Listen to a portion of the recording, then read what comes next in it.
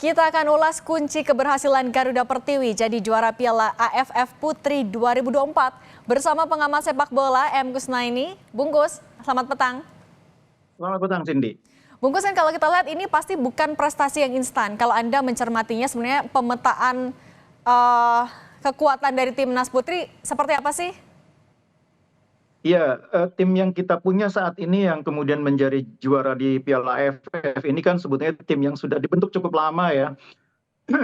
Bahkan juga ditangani oleh pelatih yang sama dan selama setahun lebih ini mereka berproses. Saya mencatat dalam 1 tahun ini mereka sudah bertanding 10 kali dan 6 diantaranya menang, termasuk mengalahkan salah satu tim juga di Asia Tenggara, Singapura. Meskipun kemudian kita juga sempat dikalahkan cukup telak oleh tim Belanda ya, tapi terlepas dari kekalahan itu penampilan tim ini menurut saya dari waktu ke waktu terus membaik ya. Ditambah lagi kita juga mendapatkan tambahan beberapa pemain yang membuat tim ini semakin membaik. Nah, karena itu saya pikir kita bangga bahwa akhirnya mereka bisa meraih sesuatu gelar pertama di level ASEAN, meskipun memang harus diakui bahwa AFF 2024 Women's ini kan sebetulnya tier kedua ya, tier utamanya nanti kan ASEAN Women Championship. Karena itu mungkin jangan heran kalau di AFF 2024 ini belum ada nama-nama seperti Thailand, Vietnam, Australia, juga juara bertahan Filipina, karena mereka nanti menunggunya di ASEAN Women Championship.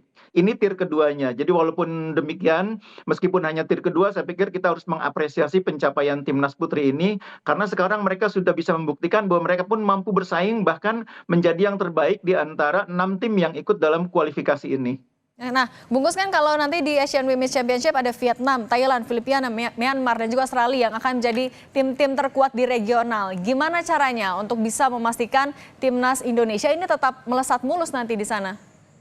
Iya, karena kebetulan kita belum punya kompetisi yang rutin ya untuk putri ini, yang ada hanya turnamen-turnamen, itu pun jarang sekali digelar, maka memang pilihannya tidak banyak kecuali melakukan TC, banyak beruji coba. Karena bagaimanapun pembentukan kerjasama tim, meningkatkan kualitas pemain itu melalui pertandingan, tidak cukup hanya melalui latihan. Karena itu saya berpikir harusnya kemenangan di AFF kali ini jadi momentum bagi federasi untuk tidak berlama-lama mengimplementasikan atau merealisasikan terwujudnya Liga 1 Putri ya. Ini momentum saya pikir bagi federasi untuk dengan segala kesulitan yang kita pahami memang masih ada di sepak bola Indonesia, tapi kehadiran liga itu tidak bisa dihindari. Karena tanpa adanya liga, pemain-pemain ini kesulitan untuk mengembangkan kemampuan mereka, untuk mengukur hasil latihan, dan hanya bergantung kepada TC yang itu pun menurut saya sebetulnya high cost juga, karena TC berulang-ulang itu kan di samping menyulitkan bagi jadwal pemain juga high cost. Lebih bagus kalau mereka punya kompetisi, karena dengan kompetisi itu akan lebih banyak yang bisa dilibatkan dan mereka pun lebih mampu mengukur hasil latihan, lebih bisa melihat perkembangan kemampuan mereka dari pekan ke pekan. Oke, artinya masih kurang kompetisi tadi juga untuk melatih jam terbang. Tapi kalau untuk menjelaskan dari Asian Women's Championship tadi, seperti apa yang secara internal dulu bisa dievaluasi? Iya, yang pertama menurut saya tim ini bermain sudah lebih baik ya dibanding ketika kita melihat mereka beberapa bulan yang lalu ya. Saya melihat perkembangannya cukup baik, power pemain juga sudah semakin baik. Karena di Putri itu power penting ya, karena bobot shooting itu akan cukup menentukan ketika kita berhadapan dengan lawan-lawan. Nah, kita melihat dalam AFF ini beberapa pemain kita bobot shootingnya sudah cukup baik ya, entah itu Claudia Suneman, entah itu Reva, begitu juga dengan Sari, pemain yang juga cukup penting perannya di dalam tim, itu sudah memiliki bobot shooting yang cukup baik, sudah menjadi pemain yang mampu menciptakan serangan-serangan berbahaya, shooting-shooting berbahaya.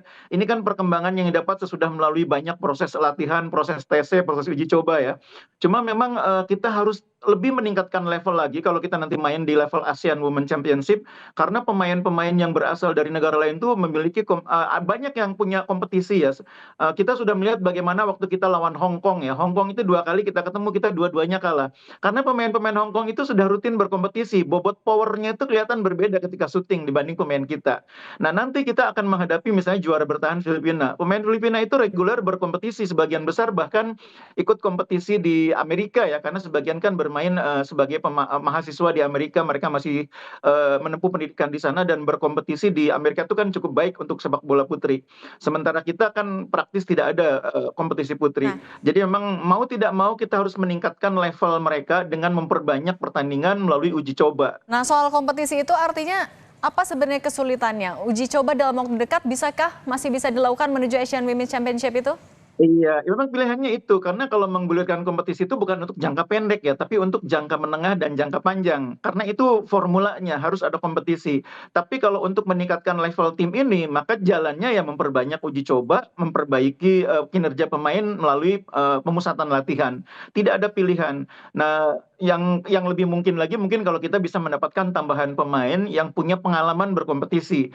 Kan yang kita dapatkan nih pemain-pemain yang sudah kita rekrut bergabung nih kan ada beberapa pemain dari luar, tapi sebetulnya mereka juga masih minim berkompetisi. Nah, itu yang membuat mereka kemudian di tim sudah mampu menjadi bagian dari tim, tapi belum bisa mengangkat level tim cukup tinggi ya. Oke. Ya kita harus akui bahwa ini memang proses yang panjang karena timnas putri sekali lagi saat ini bukan merupakan prioritas, karena itu memang kita harus melihat tim ini berproses secara perlahan ya, berbeda dengan tim putra yang progresnya lebih progresif. Oke. M. Kusnaini, pengamat sepak bola, terima kasih sudah berbagi di Kompas Petang. Sehat selalu. Baik, Cindy.